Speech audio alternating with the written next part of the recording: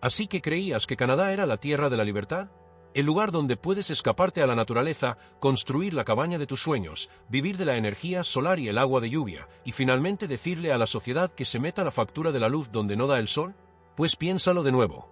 Porque mientras estabas ocupado viendo tutoriales en YouTube sobre cómo construir un inodoro de compostaje y soñando con tu paraíso sin conexión a la red eléctrica, 5 provincias canadienses han estado endureciendo silenciosamente las regulaciones sobre la vida sin conexión a la red.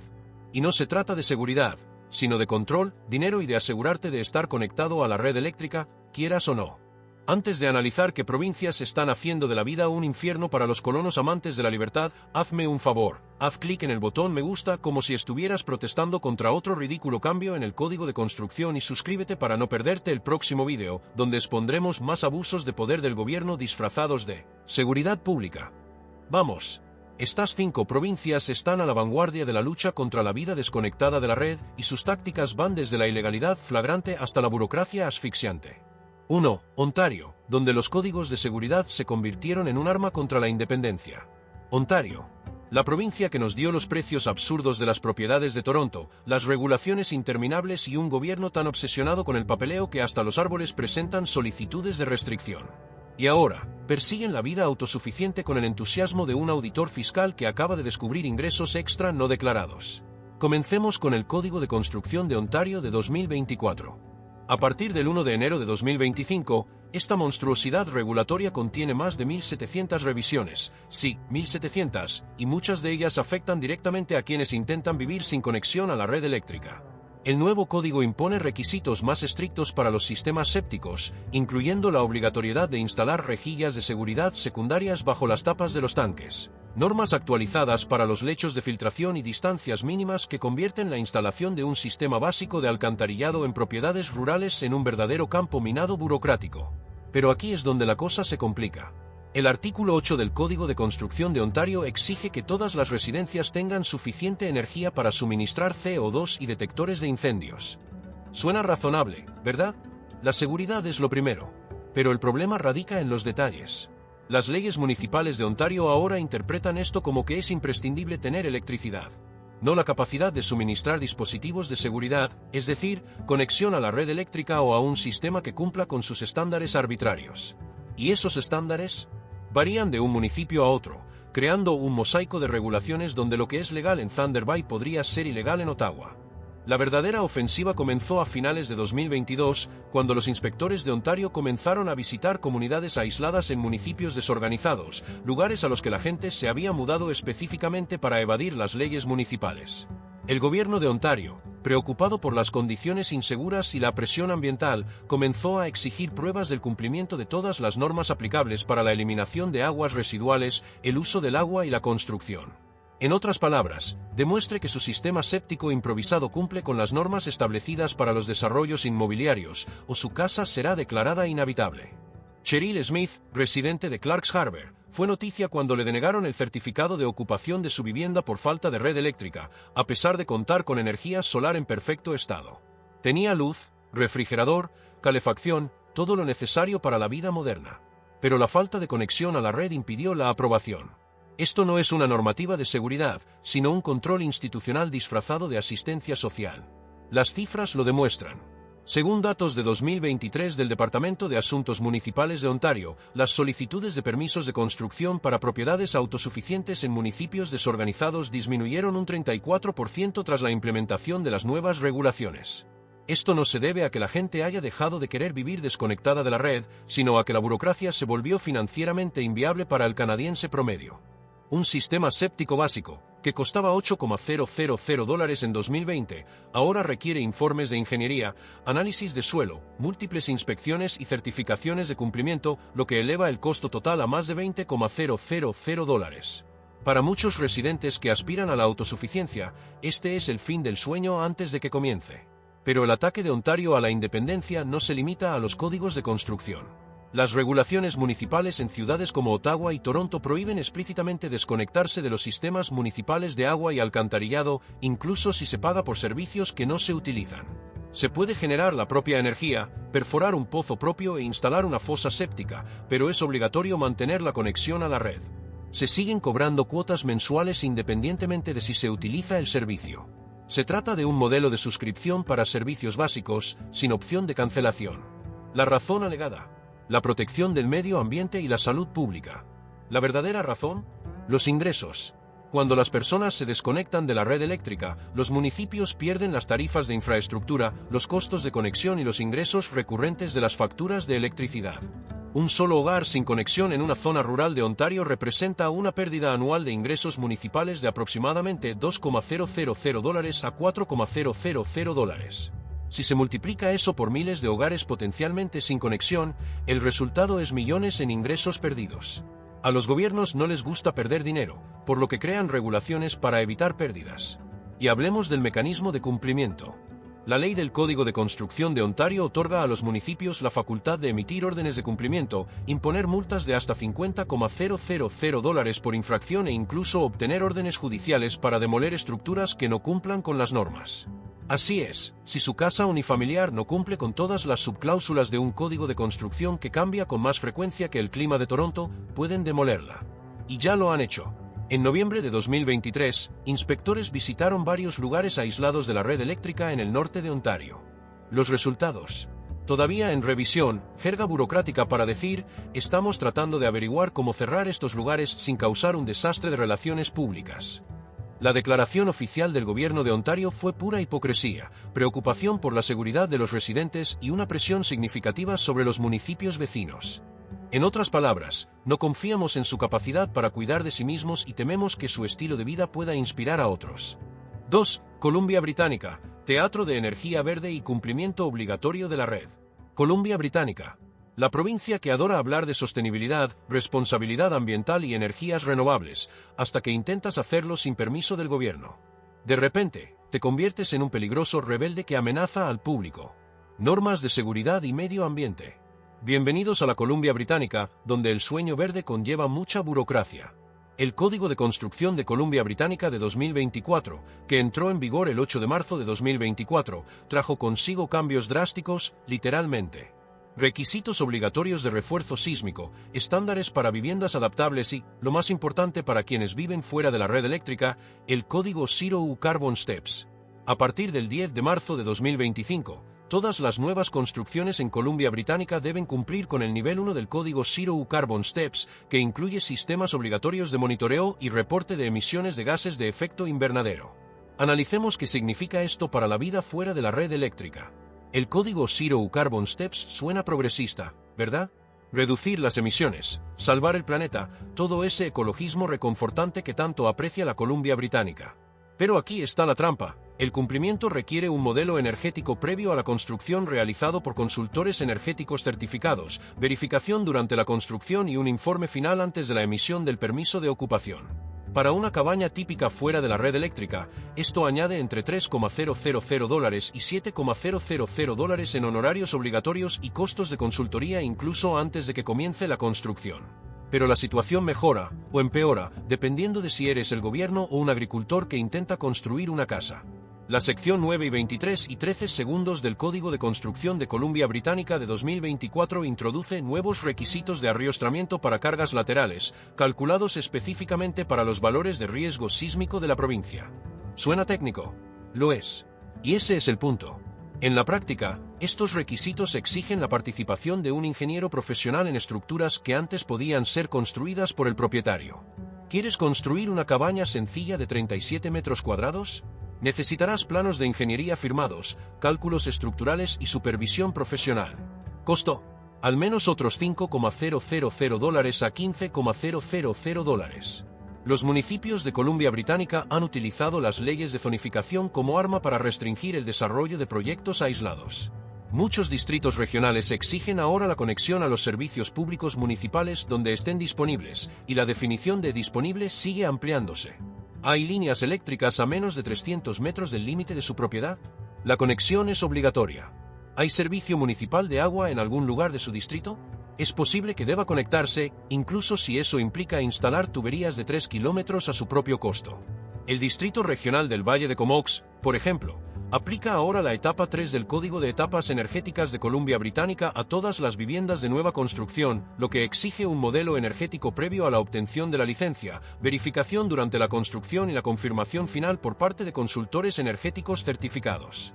Los permisos de ocupación dependen de la recepción de informes finales que cumplan con los requisitos. Sin informe, no hay ocupación legal. ¿Y estos consultores energéticos? No son baratos, no abundan y tienen agendas llenas durante meses porque todos necesitan su aprobación ahora. Aquí está la parte complicada. Columbia Británica se promociona como líder en energías renovables. ¿Paneles solares? Genial. ¿Turbinas eólicas? Fantástico. ¿Energía hidroeléctrica? Maravilloso. Pero al intentar usar estos sistemas para lograr una verdadera independencia energética, de repente te encuentras con obstáculos regulatorios. El regulador de energía de Columbia Británica ha implementado un proceso de licencias simplificado para proyectos de energía renovable a gran escala, parques solares, parques eólicos, líneas de transmisión. Pero, ¿qué pasa con los sistemas residenciales a pequeña escala, fuera de la red eléctrica? Estos aún requieren comprender códigos eléctricos complejos, requisitos de instalación profesional y sistemas de inspección que presuponen tu incompetencia hasta que se demuestre lo contrario. Y luego está la hipocresía ambiental. Columbia Británica aprueba gigantescos proyectos hidroeléctricos que inundan valles enteros, pero condena su sistema de captación de agua de lluvia porque podría afectar los patrones de recarga de aguas subterráneas. Aceleran las operaciones de reforestación industrial que devastan miles de hectáreas, pero te asfixian con burocracia si quieres cosechar leña selectivamente en tus propias 4 hectáreas para calefacción. El mensaje es claro: ¿extracción de recursos a gran escala por parte de corporaciones? No hay problema. ¿Autosuficiencia a pequeña escala por parte de individuos? Peligroso e irresponsable. Las cifras son alarmantes. Datos de BC Housing de 2024 muestran que los permisos de construcción para viviendas unifamiliares disminuyeron un 41% en las regiones del sur de la Columbia Británica tras la entrada en vigor de las nuevas regulaciones. No porque la demanda disminuyera, sino porque el coste de la regulación excedía lo que la mayoría de la gente podía permitirse. El sueño de una vida rural asequible se ve frustrado por la obligatoriedad de consultores, certificaciones obligatorias y costes de cumplimiento que, a menudo, superan el valor de la construcción. Porque la Columbia Británica está intensificando su supervisión, protección de los ingresos, presión sobre el sector profesional, ingenieros, consultores energéticos y contratistas se benefician de los requisitos de participación obligatoria y control. La retórica ambiental es pura ficción, la verdadera intención es garantizar que todas las estructuras rindan homenaje al Estado regulador. 3. Quebec, donde las leyes lingüísticas se encuentran con los códigos de construcción en un infierno burocrático. Quebec, la provincia que exige decir arrête en lugar de stop, donde las señales en inglés deben ser la mitad del tamaño que las francesas y donde la burocracia se considera un deporte competitivo. Ahora, han decidido aplicar ese mismo entusiasmo regulatorio a la vida fuera de la red, con resultados que harían llorar a Kafka. El Código de Edificación de Quebec, capítulo sobre edificaciones, basado en el Código de Edificación de Quebec de 2015 con las modificaciones de Quebec, entró en vigor el 8 de enero de 2022 y es una obra maestra de sobreregulación disfrazada de armonización con las normas nacionales. ¿El detalle más sorprendente? Quebec aplica estos códigos a través de la Régie du Bâtiment du Québec, RBQ, un organismo provincial con facultades que envidiarían a otros organismos reguladores provinciales. Esto es lo que hace especial a Quebec, todo requiere un contratista con licencia. ¿Quieres hacer tus propias obras eléctricas fuera de la red? Es ilegal. ¿Quieres instalar tu propio sistema séptico? Es ilegal. ¿Quieres construir tu propia cabaña con las regulaciones de autoconstrucción de otras provincias? ¡Mucha suerte! Los requisitos de licencia de Quebec prácticamente prohíben a los autoconstructores hacer casi cualquier cosa. Proyectos de construcción a gran escala. Es obligatorio contratar contratistas con licencia de RBQ, quienes deben cumplir estrictamente con el Código de Construcción, sin excepciones. La RBQ puede denegar licencias, suspender operaciones e imponer multas que asemejan las sanciones de Ontario a multas de estacionamiento. El artículo 61.1 de la Ley de Construcción permite a la RBQ denegar licencias a cualquiera que no haya pagado las tasas a la Junta, un escenario kafkiano en el que no se puede obtener permiso para trabajar por no haber pagado las tasas de un trabajo para el que aún no se ha sido autorizado. Lógica circular en estado puro. Pero la verdadera genialidad del sistema quebequense reside en su estructura de costos. Dado que todo requiere profesionales con licencia, una instalación básica autosuficiente que costaría $30,000 en Alberta costará entre $60,000 y $80,000 en Quebec, el doble para el mismo resultado, con la diferencia de desde el cumplimiento de regulaciones y tarifas de licencias hasta la participación profesional obligatoria, es un programa de empleo para contratistas y consultores, financiado por personas que simplemente quieren vivir de forma sencilla.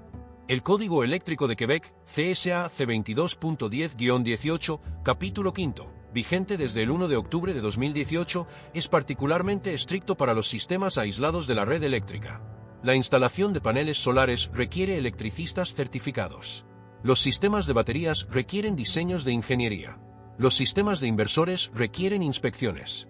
Cada componente de su sistema de energía renovable requiere instalación, diseño y supervisión profesionales. ¿Energía solar casera? Olvídelo en Quebec. La provincia que afirma apoyar las energías renovables ha hecho que su implementación sea prohibitivamente cara para los particulares. Y aquí está la complicación lingüística, toda la documentación técnica, todos los formularios de cumplimiento y todas las interacciones con la RBQ deben realizarse en francés. El inglés se tolera para las personas amparadas por las excepciones a la Carta de la Lengua Francesa, una categoría deliberadamente vaga que mantiene a los quebequenses anglófonos en un limbo regulatorio.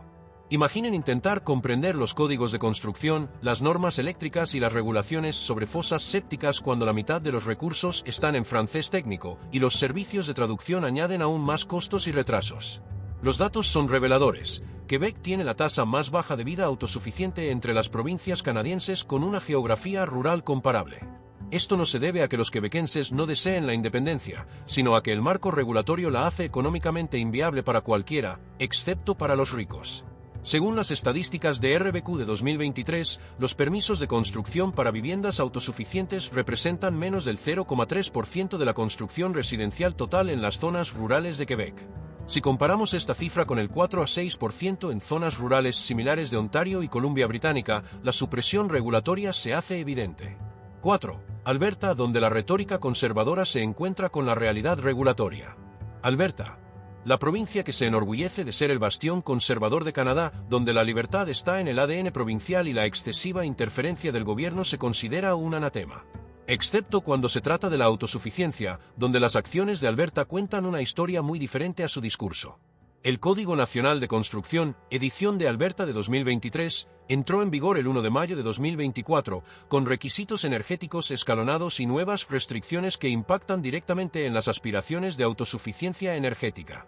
Pero aquí es donde Alberta se pone interesante. Si bien adoptó estándares energéticos de nivel 1 en toda la provincia, el nivel mínimo, el gobierno simultáneamente prohibió a los municipios exigir niveles más altos. Suena a favor de la libertad, ¿verdad? Hasta que uno se da cuenta de lo que eso realmente significa.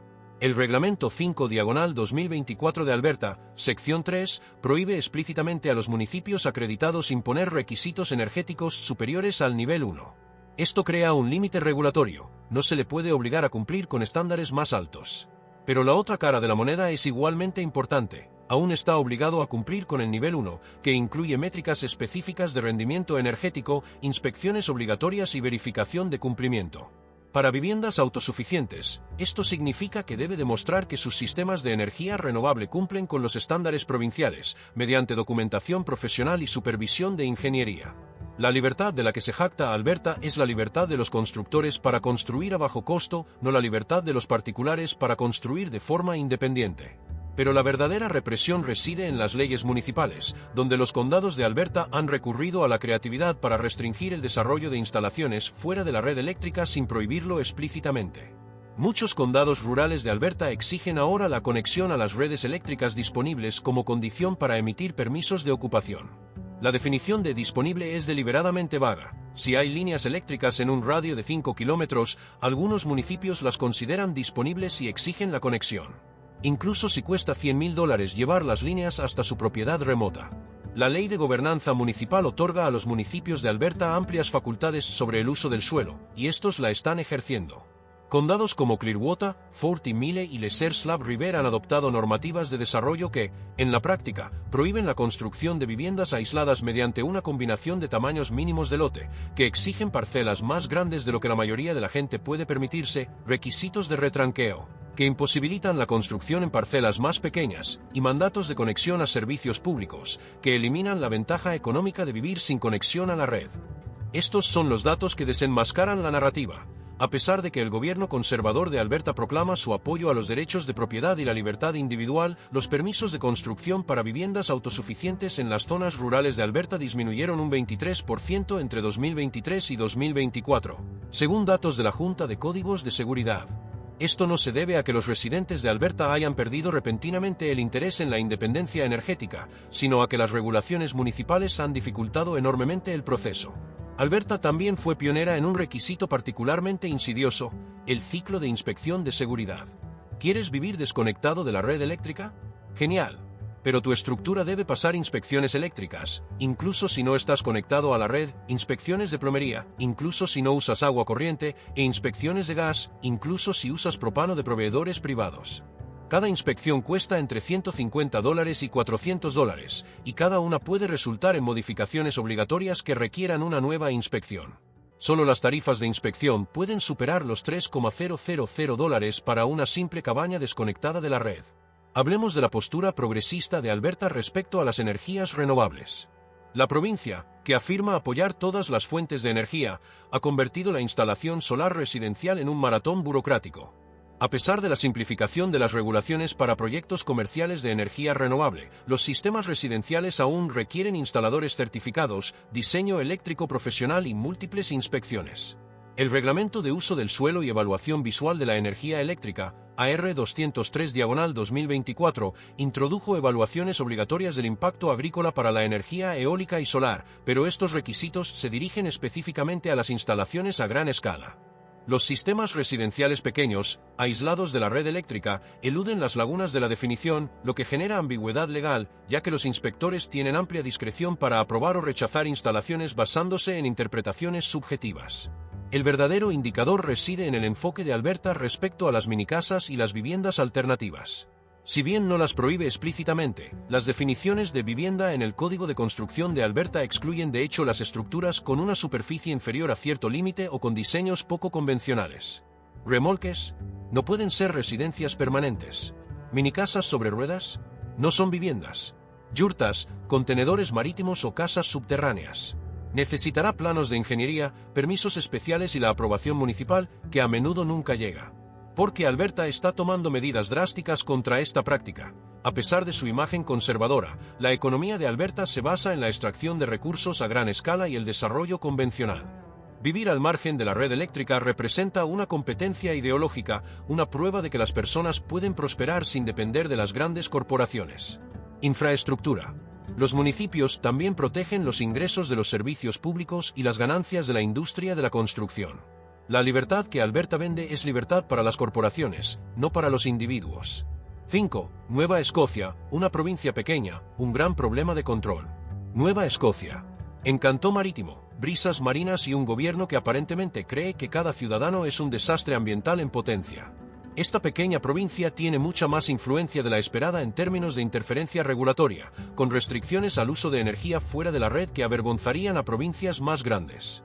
La ofensiva de Nueva Escocia contra la vida fuera de la red eléctrica tiene menos que ver con nuevos códigos y más con la aplicación estricta de los existentes. La provincia no necesita regulaciones nuevas y llamativas cuando puede simplemente usar como arma las ya existentes. Y eso es exactamente lo que hicieron. ¿Recuerdan a Cheryl Smith de Clarks Harbour? Su historia no es un caso aislado, es noticia oficial. Nueva Escocia exige certificados de ocupación para las residencias, y estos certificados deben cumplir con los códigos de construcción provinciales. El problema: los códigos de construcción exigen energía adecuada para los sistemas de seguridad. Nueva Escocia interpreta esto como la necesidad de conexión a la red eléctrica o sistemas solares con baterías de respaldo que cumplan con estándares técnicos específicos verificados por electricistas certificados. ¿Sistemas solares caseros? No aceptables. ¿Sistemas de baterías de consumo? No son suficientes. Se requiere instalación profesional, certificación profesional e inspecciones profesionales, o no se obtendrá la aprobación de ocupación. El problema ambiental es particularmente relevante en Nueva Escocia. La provincia afirma que las estrictas regulaciones para sistemas aislados protegen el agua potable, la recarga de acuíferos y los ecosistemas costeros. Objetivos nobles. Excepto que su aplicación es extremadamente inconsistente. Las grandes explotaciones agrícolas pueden afectar los sistemas hídricos con una supervisión mínima. La tala industrial puede devastar las cuencas hidrográficas, pero ¿qué ocurre con su propio pozo y sistema séptico? Se trata de una emergencia ambiental que requiere múltiples análisis de suelo, informes de ingeniería y monitoreo continuo. Los acuerdos de desarrollo de Nueva Escocia requieren la aprobación municipal para cualquier estructura que no cumpla con los requisitos específicos de zonificación. Dado que la mayoría de las propiedades rurales no están zonificadas para vivienda permanente fuera de la red eléctrica, es necesario un acuerdo de desarrollo. Obtenerlo requiere audiencias públicas, evaluaciones ambientales, estudios de ingeniería y la aprobación de los ayuntamientos, que pueden tener posturas contrarias a la vida fuera de la red eléctrica. El proceso puede tardar de 12 a 18 meses y costar entre $10,000 y $20,000 en honorarios profesionales, incluso antes de que comience la construcción. La realidad económica es brutal. Nueva Escocia tiene uno de los valores de propiedad rural más bajos de Canadá. Se puede comprar un terreno decente por entre $30,000 y $60,000. Pero los costos de cumplimiento normativo suelen superar los $40,000 y $70,000 antes incluso de tener una estructura habitable. Las cuentas no cuadran. El terreno cuesta menos que los permisos para usarlo. Porque Nueva Escocia está tomando medidas enérgicas, provincia pequeña, egos inflados y una cultura política que considera la regulación como prueba de buena gobernanza. Además, la economía de Nueva Escocia necesita desesperadamente ingresos fiscales, y los residentes que viven fuera de la red eléctrica representan una actividad económica gravable no recaudada. No podemos permitir esto. El estándar no se trata de seguridad, sino de control. ¿Ves el patrón? 5 provincias, 5 culturas políticas diferentes, 5 enfoques regulatorios distintos, pero un resultado consistente: hacer que la vida sin la red eléctrica sea financieramente imposible o legalmente prohibida para el canadiense promedio. Las razones esgrimidas son siempre las mismas: seguridad, protección del medio ambiente, salud pública. Las verdaderas razones son igualmente consistentes: protección de los ingresos, control regulatorio y eliminación de modelos de vida competitivos. Cuando las personas pueden vivir desconectadas de la red, demuestran que no necesitamos los servicios públicos para sobrevivir. Esto representa una amenaza ideológica para los gobiernos que se basan en la premisa de que los ciudadanos los necesitan. Cada requisito está diseñado para que la autosuficiencia sea prohibitivamente cara. ¿Participación profesional obligatoria? Eso implica la creación de empleo para contratistas certificados. ¿Requisitos de ingeniería? Ingresos para los ingenieros. ¿Modelación energética? Honorarios para consultores, permisos de construcción, tasas de inspección, certificaciones de cumplimiento. Cada paso incrementa el costo, ofreciendo un beneficio real mínimo en términos de seguridad. Los datos lo demuestran. En provincias con regulaciones mínimas, partes de Saskatchewan, Manitoba y ciertas regiones remotas, la vida sin conexión a la red eléctrica prospera sin los desastres de seguridad apocalípticos que predicen los reguladores. La gente construye hogares funcionales, gestiona los residuos de forma responsable y vive una vida saludable sin supervisión burocrática. El cielo no se cae. La sociedad no se derrumba. Se ha demostrado que los seres humanos son capaces de autogobernarse. Pero eso es precisamente lo que asusta a los gobiernos. Si puedes vivir sin ellos, podrías empezar a preguntarte por qué los necesitas. Y esa es una pregunta que definitivamente no quieren que te hagas. Así que escriben código, crean estándares, exigen certificaciones y hacen que la independencia financiera sea inaccesible para todos, excepto para los ricos. Porque si vivir desconectado de la red es un lujo que solo los ricos pueden permitirse, deja de ser una alternativa viable para la gente común. Problema resuelto, desde la perspectiva del gobierno. La represión de la vida fuera de la red eléctrica no se trata de tu seguridad. Se trata de mantenerte conectado, dependiente y pagando. La red eléctrica no se trata solo de electricidad, sino de economía, regulación e ideología. Y estas 5 provincias se aseguran de que permanezcas conectado, lo quieras o no.